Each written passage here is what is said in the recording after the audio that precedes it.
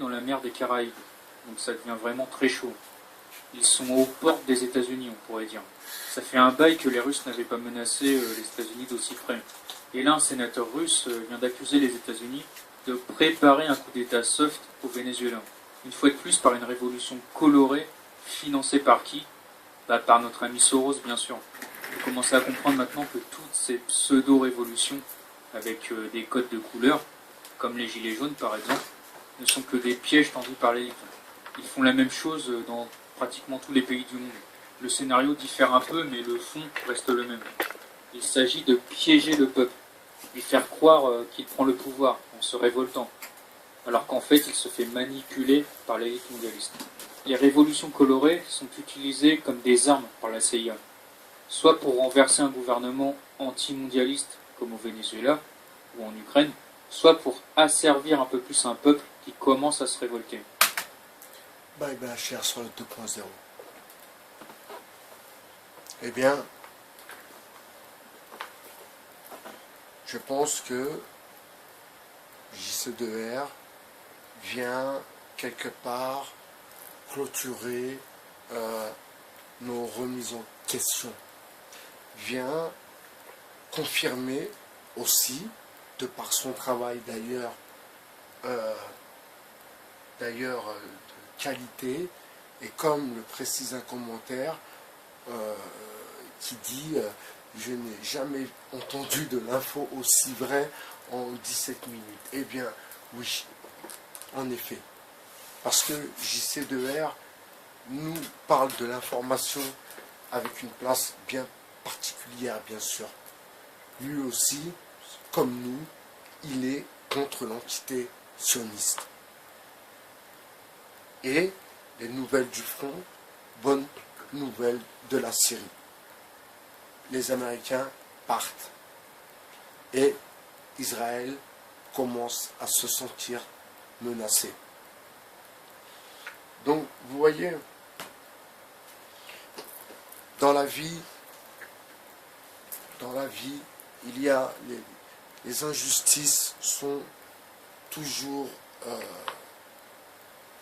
ceux qui créent des injustices ou qui, ma foi, inventent, qui prennent du plaisir même à créer des injustices. Il y a certains États qui fonctionnent comme ça, qui fonctionnent avec les injustices. D'ailleurs, même pour des pays d'Afrique aussi, c'est pareil, il y a des pays qui fonctionnent avec des injustices. C'est pour ça qu'il y a des injustices sociales criminelles.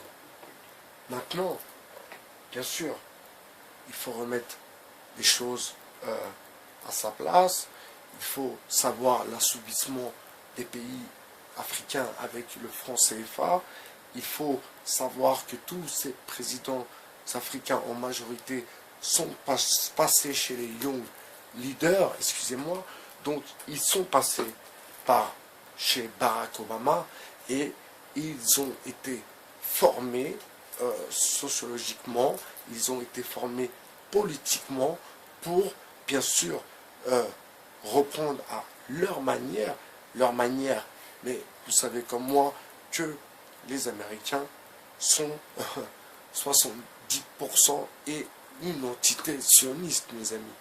Donc, il faut bien comprendre que maintenant le problème qui va se poser, c'est que l'Afrique, avec toutes ses richesses, va devenir un terrain à conquérir.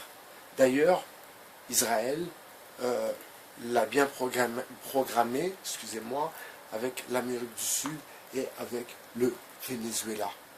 Et regardez, comme par hasard, depuis que Israël est en Amérique du Sud, eh bien, c'est le chaos technique.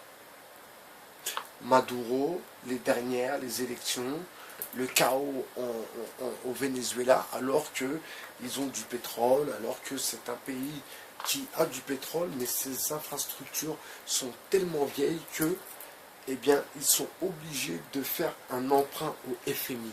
Vous comprenez, mes amis? Et à qui appartient le FMI? C'est ça la question.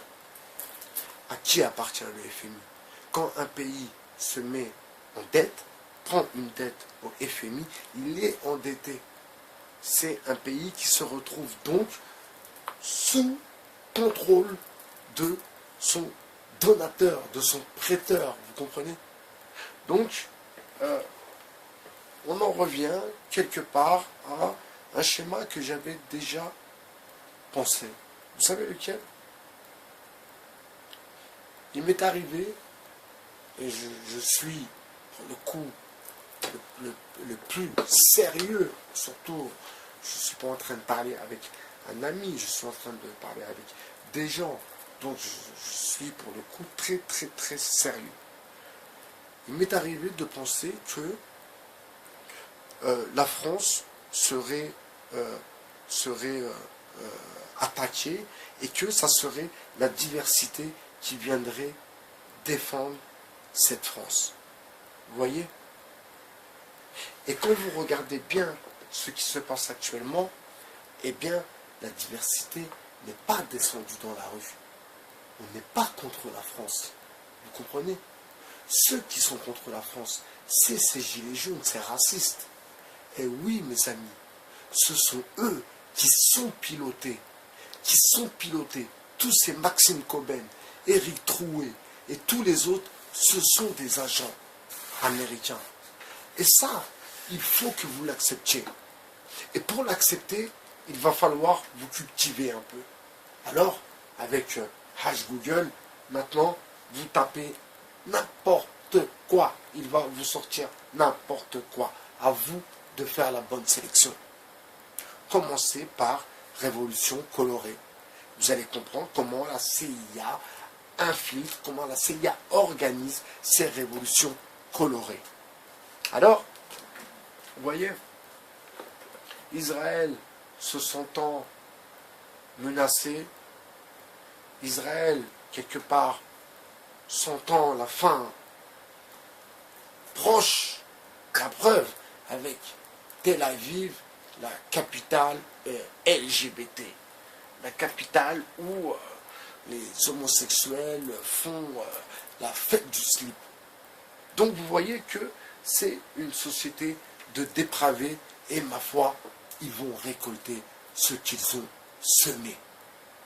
Ceci dit, vous avez bien compris que depuis le début de l'histoire, on va commencer par la racline, on va commencer par cette mythomane s'inventant une vie, faisant la meuf populaire, mais qui était une grosse bourgeoise qui roule en 4x4 et qui nous a fait la meuf qui pleure pour 40 centimes. Foutage de gueule. Déjà, à ce moment-là, vous aurez dû comprendre que c'était une douille. Mais non, vous continuez, vous jouez le jeu. Et d'ailleurs, tous ces youtubeurs qui jouent le jeu du système, il faut vous poser des questions sur eux, mes amis. Il faut vous poser des questions sur eux. Mais je suis sérieux. Je ne suis pas un diviseur. Mais pour le coup, je suis un Français. Et je ne suis surtout pas un Américain. C'est surtout là le détail qui est important. Et bien sûr, je ne suis pas israélien, je ne suis pas juif. Voilà. Donc, je ne suis pas pour que l'entité sioniste vienne contrôler mon pays. Vous comprenez, mes amis? Votre pays. Excusez-moi, pour le coup. Et je pense que même les gens de la diversité, même les gens provenant d'ailleurs, je ne pense pas qu'ils sont dans le fond pour l'entité sioniste. Parce que à 70%, ce sont des musulmans, mes amis. Donc vous voyez que ces gens venus d'ailleurs, quelque part, viennent renforcer viennent renforcer notre camp. Et demain, quoi qu'il arrive, quoi qu'il se passe, ils seront avec nous. C'est pour ça que nous, pour le moment, on doit être avec eux. C'était Bye Bye HR Centre 2.0. Je vous souhaite une bonne soirée. Je suis ravi d'apprendre cette nouvelle qui va me faire passer une nuit plutôt douce et agréable. Je vous souhaite une bonne nuit et je vous dis à très très bientôt sur le 2.0.